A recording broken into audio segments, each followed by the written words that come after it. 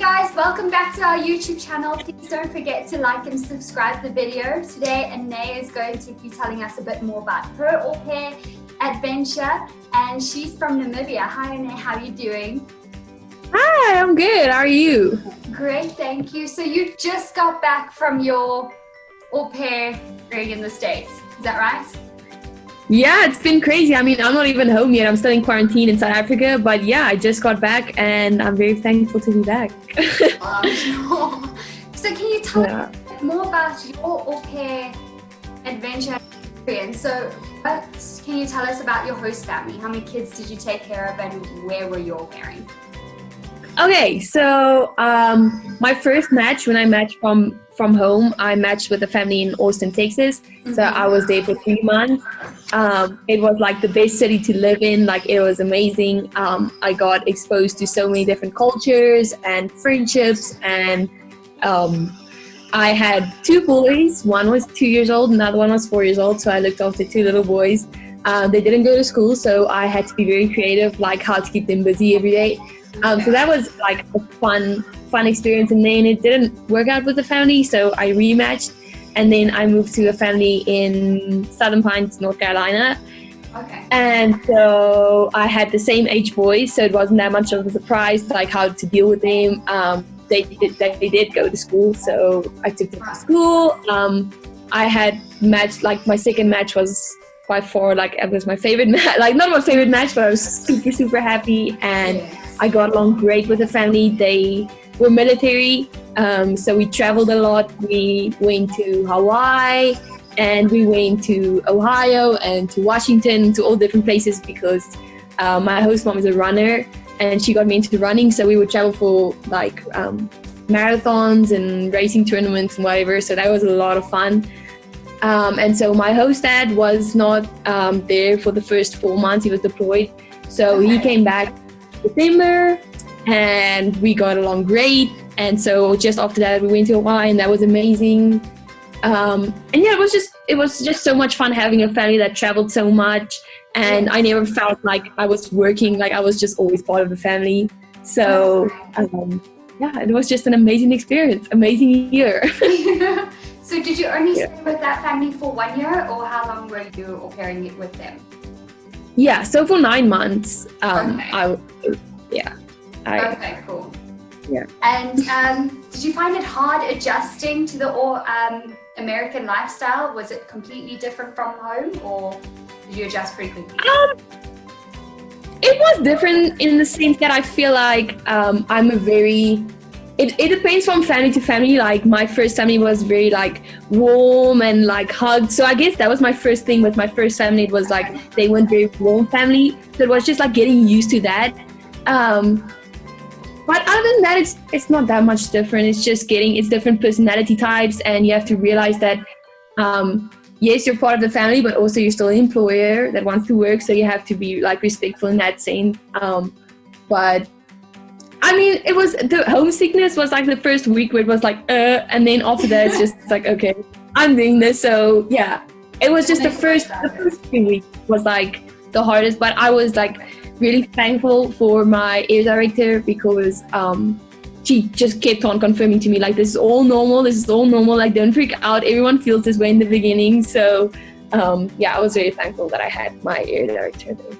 Oh, that's great. So with our partners on that side, so and your area directors and all the different perks of the program, did you feel well looked after and well supported?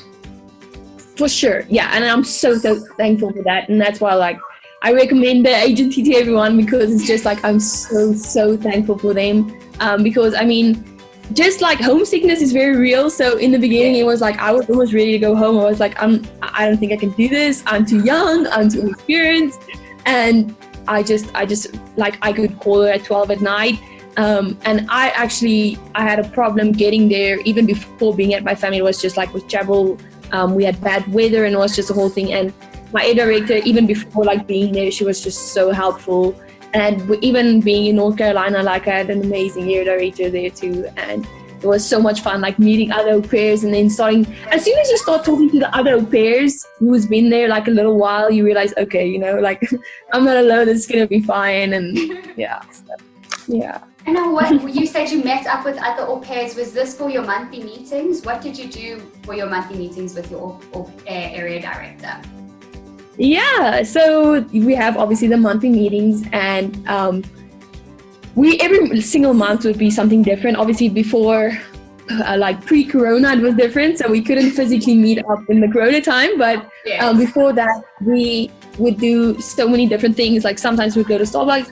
Like my first area director, she liked to host things at our house, so we would have like cook-offs at her house, and we'd go to parks, and I don't know, it was just so much fun meeting new people with like completely different backgrounds.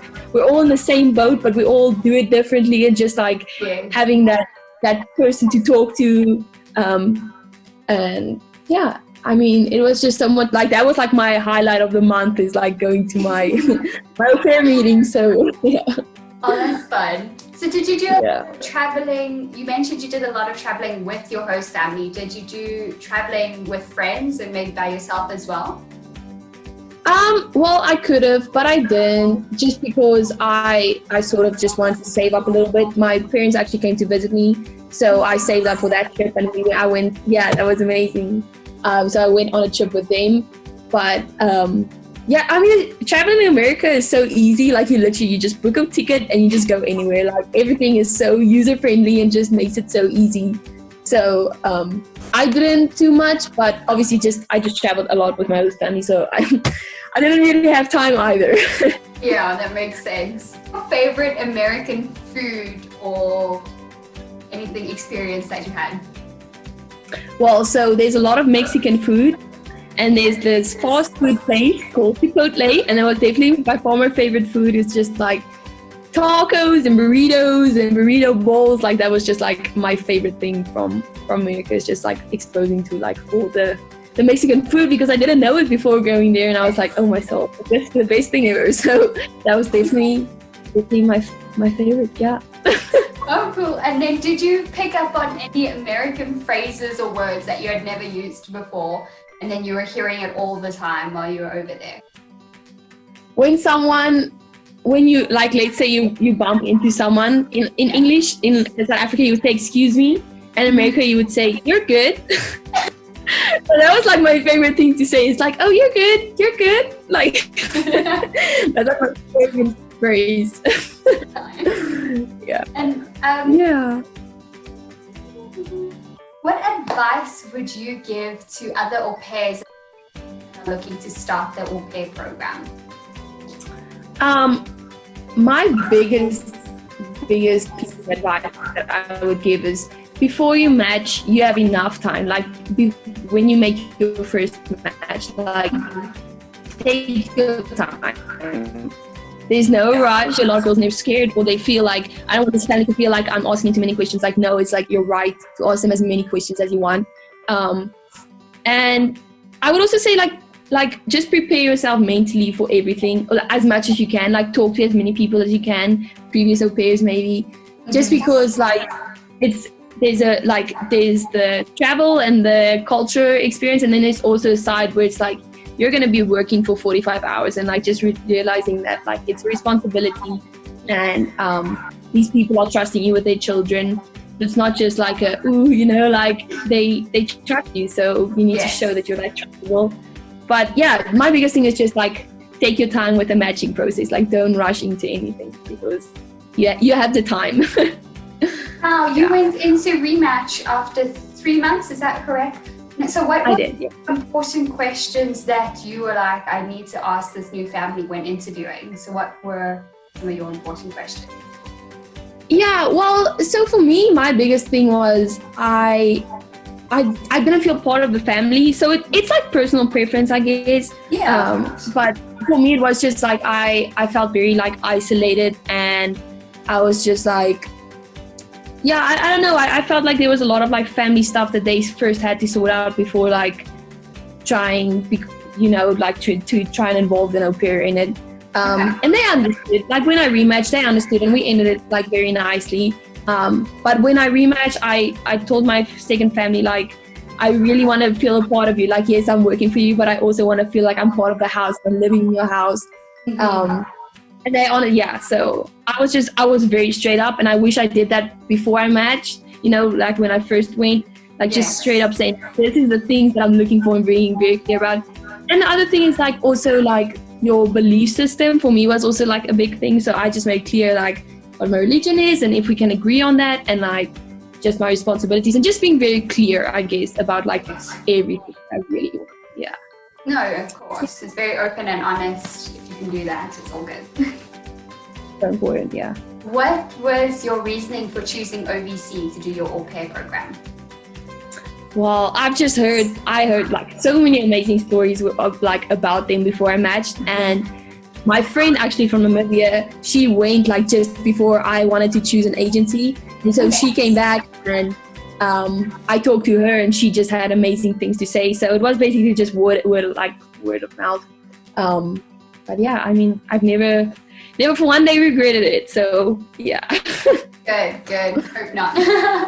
And what some activities that you did when you weren't working? What did you do in your time off? You said you enjoyed running or meeting up with other au pairs. Yeah, and the other thing was like I wasn't used to traveling by myself.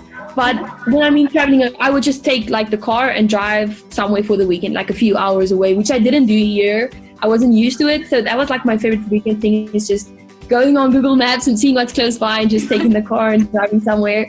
And obviously like shopping in America is the best thing ever. So I shopped a lot of weekends, and I went to a lot of restaurants with my friends, and yeah, that's about it. I mean, yeah, so I would work in the week, and most weekends I would have off too, which also like differs from family to family. But yeah, so I made the most of my weekends. What are your plans for now that you're back home and you finished your program? Out of quarantine. Wow. I don't know. I'm trying to figure it out. I think, so I was asked to be an ambassador for OVC, so I'll probably like do some effort with that, and then yeah, I don't know, I probably should study something. I don't know, I just went straight off to school, so I'll figure that out when all of this quarantine and everything's done. I also went straight after school, so I know how you feel. But okay, cool. Yeah, you've grown a lot as a person, and you found yourself in a way, I'm sure. Exactly. Yeah, it was amazing. Sorry, I've just got my questions here that I'm reading. You're good.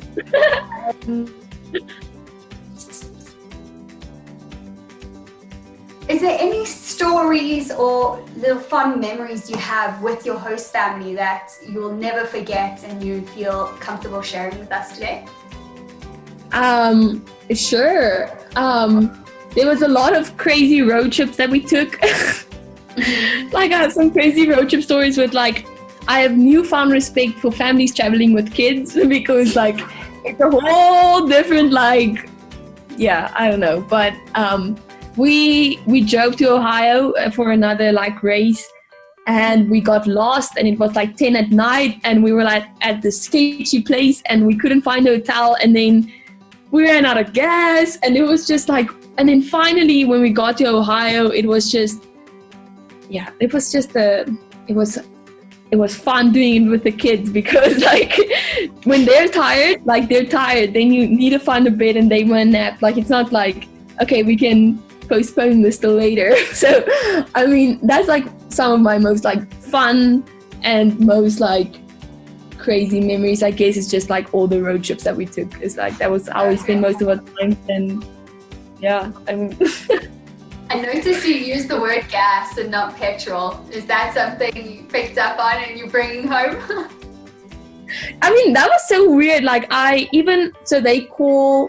don't call it a robot, they call it a traffic light. I thought a traffic light. Yeah, and every time I would say a robot, they would be like, they really don't know. Like they're not pretending. They're like African. Like what are you even saying? So yeah, yep. No, I get it. I brought a lot of those things home as well. Every now and then I'd catch myself going, y'all.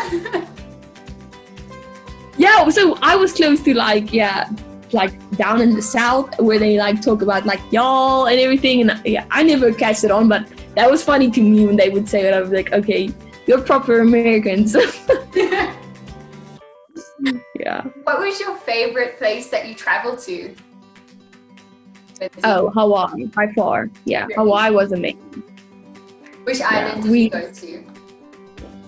We went to Honolulu and then we went to Kauai. So we only visited 2 islands, but Honolulu was by far my favorite. But yeah, I don't know. It was just, we did so much, and honestly, yeah. So that was so like I still got used to my host dad. So me and him actually went to do some things. So I got to know him better. And yeah, I mean, it was beautiful. Like, it's literally the most beautiful place I've ever seen. It's paradise. That's true. I loved it too. Yeah. Oh, you went to Hawaii? Yeah, I did. I went with my host family as well, yeah. That's amazing. So cool. What was your favorite, what did your routine look like on a normal day? Whether waking the kids up, taking them to school, what did it look like? With my first family, it was very much like same. I would come down at like let's say 8 in the morning, make them breakfast, play with them, put them down to bed, do dishes, play with the oldest one. Like, it was very like, most of the time it was the same. With my second family, it wasn't, just because obviously my host dad wasn't there, and so being in school, kids are sick a lot, so most of the days it's like one of the boys would be home with me. But on like a normal school day, I would just my host mom would wake him up, she would give him breakfast, and then I would get him dressed.